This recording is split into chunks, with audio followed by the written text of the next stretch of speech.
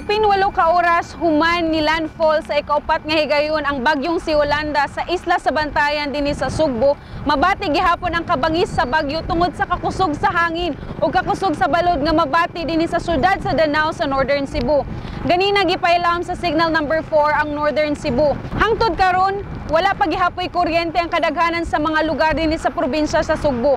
Gani sa dakbayan sa Cebu, tulo lang sa 80 ka mga barangay ang naa palay kuryente. Gikan dinhi sa Danao City, kauban si Dave Tangarurang ug si Mildred Galarpe. Kini si Army Garde para sa Sunstar Pilipinas.